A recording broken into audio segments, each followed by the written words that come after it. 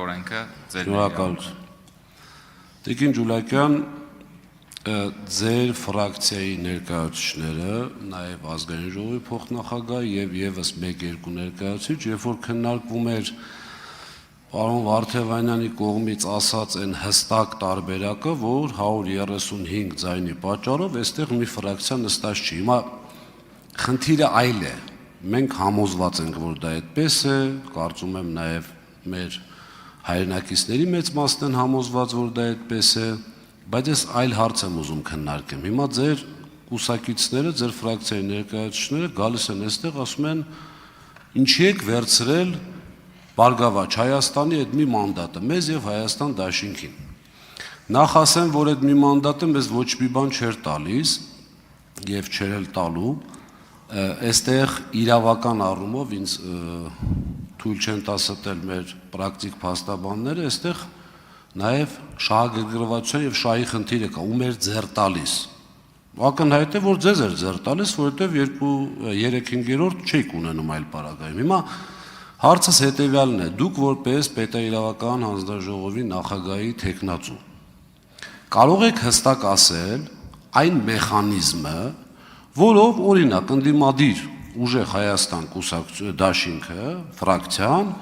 կարող էր հրաժարվել այդ մեկ մանդատից։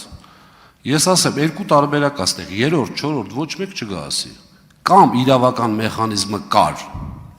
մենք պատրաստ էինք դրան, այժմ էլ պատրաստ ենք, այդ թվում նաև քաղաքական պատասխանատվություն ստանձնելով նաև ձեր ֆրակցիան դերաժարվել,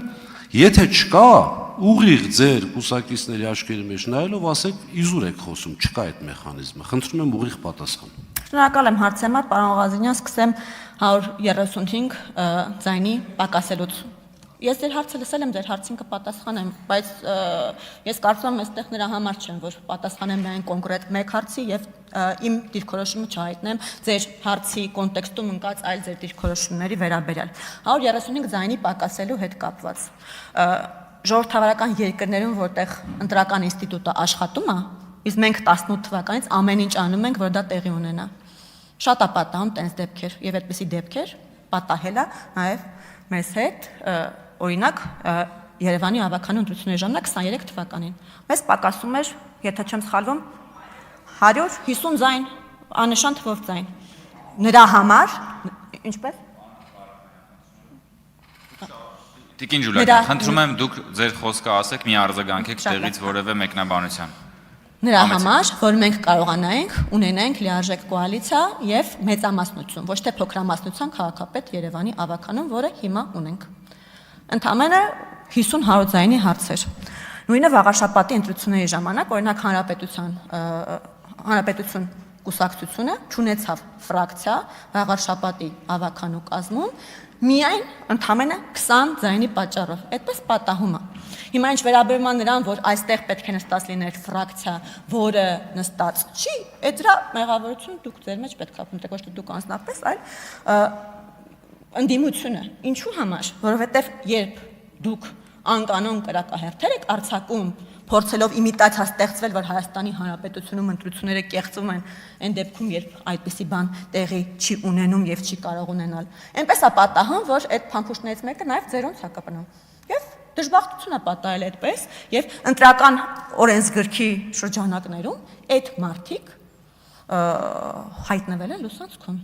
Ընտրական օրենսգրքի դրույթների մանրամասն վերլուծությունը ներկայացրել է այստեղից Մարիա Կարապետյանը, այդ մասին մանրամասն խոսել ենք Սահմանադրական դատարանում եւ ես չեմ կարծում, ընդ որում Մարիա Կարապետյանը մի քանի ելույթ է հատկացրել է դրան այս վերջին օրերի ընթացքում, թե այդ անճշտություններ եւ այլն այդ խառը բանաձևերը, որոնք արձանագրված են, ամրագրված են Հայաստանի Հանրապետության ընտրական օրենսգրքում, ինչպես են աշխատում։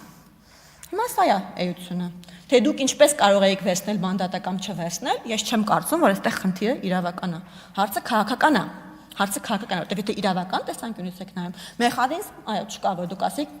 կարող եք ասել չենք համալրում, բայց դա մեկ է, բայց այս հարցը քաղաքական է։ Մեր գործընկերները ձեզ ասում են, եթե դուք ունեք այդքան մեծ անհամաձայնություն, ապա ո՞րն է պատճառը, որ այդուհանդերձ ընդունել եք այդ արդյունքները եւ նաեւ այդ մանդատները, ընդ որում ձեզ մոտ մեկ մանդատ չի կարծեմ ավելացել, այլ մի քանի, 3, մեկ մանդատ, Մեկ մանդատ կարծեմ ավելացել է Հայաստան խմբակցությանը եւ մի քանի ձեզ է ավելացել։ Թույլ տանք արձագանքի, Տիկին Ջուլիական, թվաբանությունա պարզ 5 մանդատ էր, 3 եկել է ձեզ, մեկը մեզ, մեկը Հայաստան դաշինքին։ Հա, շատ լավ։ Հիմա լավ, քաղաքական առումով մենք ուզում ենք այդ մանդատը չվերցնենք, որ չգաք ստեղ ասեք, բա դուք ինչի վերցրեցիք։ Ինչ ենք անում, վերջի համարի մարդուն ուղարկում ենք Հայաստանից կամ ձևն եմ ուզում որպես պետական նախագահ, որովհետև չգիտեմ, ինչ ձևը չեմ հասկանում, այսինքն աթոռն ենք դադարք թողում այդ մարդը չի գալի, որովհետև ձեր մանդատ Հարգելի գործընկերներ, ներողություն, պարոն Ղազյանը, քաղաքացիական պայմանագրի հարգելի գործընկերներ, ուրեմն կա հարց տվող եւ հարցին պատասխանող։ Պատասխանողը ամբիոնի մոտից է պատասխանում։ Խնդրում եմ դուք այդտեղից մի պատասխանեք։ Համեցեք։ Միացրեք պարոն Ղազինյանի խոսափողը։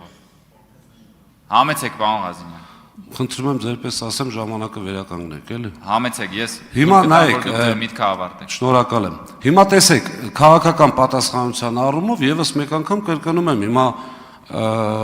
մենք նույն բանը անենք, դուք ոնց կվերաբերվեիք եւ կոնկրետ առաջարկ կար, այդտեղ եկեք ձևը ցույց տվեք, եթե ոչ պետք չի ստեղ դուրս գալ մեր են քաղաքացիներին, ժողովրդին, ովքեր օբյեկտիվ պատճառներով իրավական գիտելիքներ չունեն, այստեղ այնպես է ստացվում, որ մենք կարող էինք այդ մանդատից հրաժարվել, բայց այսպես ասած ճակերտների մեջ գողոնից փայ ենք ունեցել։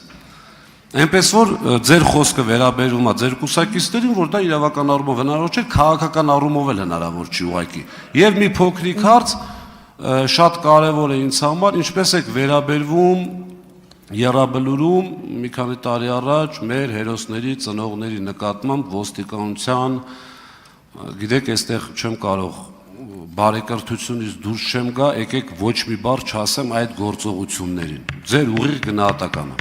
Շնորհակալ եմ հարցի համար, եթե ձև եք ուզում, կարող եմ ծայրահեղ ձև ձեզ հուշել, ծայրահեղ ձև, դուք արդեն որոշեք, դուք այդ ծայրահեղ ձևին կուզեք գնալ, թե ոչ, չվերցնել մանդատը, յուրաքանչյուր հաջորդ տեխնացու անի ինքնաբացարկ։ Այո, դրա համար եմ ասում ծայրահեղ ձև, չեմ ասում շատ լավ ձև, ասում ծայրահեղ ձև։ Դուք ինձ ասում եք ձևը, ես ձեզ ասում եմ ձևը, որը ծայրահեղը արձանագրում եմ ինքս։ Եռաբլուրի դեպքի հետ կապված։ Ես եւ որևէ կասկած չունեմ, այստեղ նստած յուրաքանչյուր անձ խոնարհվում է Հայաստանի Հանրապետության համար, Հայաստանի Հանրապետության անկախության համար, Ղարաբաղի համար, իրենց կյանքը չխնայած յուրաքանչյուր հերոսի առջև, յուրաքանչյուր հերոսի ծնողների, բարեկամների, քույրերի, եղբայրների առաջ։ Այստեղ որևէ կասկած ես չունեմ։ Բայց նաև մենք պետք է հասկանանք, թե ինչի մասին է պետությունը եւ ինչի մասին է պետական պանթեոնը, հարգելի գործընկերներ։ Պետական պանթեոնը ինքը մասնավոր գերեզմանատուն չէ։ Պետական պանթեոնը այն մասին է, որ այնտեղ կարող են տեղի ունենալ նաև պետական արարողակարգեր։ Եվ ես շատ ցավում եմ, որ ցավոք սրտի մեր հերոսների ծնողները ժամանակ առ ժամանակ գործիքայնացվում են մեր ընդդիմադիր մի շարք գործընկերների կողմից եւ փորձ է կատարվում վերջիններիս կողմից խոչընդոտել պետական արարողակարգերը։ Որևէ մեկի սեփականություն չի կարող լինել Եռաբլուրը բոլորիս ցավն է։ Եվ չի կարող որևէ մեկը անկախ նրանից նա զոհվածի ծնող է թե ոչ, ամենայն հարգանքով նորից եմ ասում եւ խոնարհումով նրանց նկատմամբ խոչընդոտի այդ գերեզմանատանը կատարվող արարողակարգը եւ հարգանքի տուրքը, որը մատուցվում է։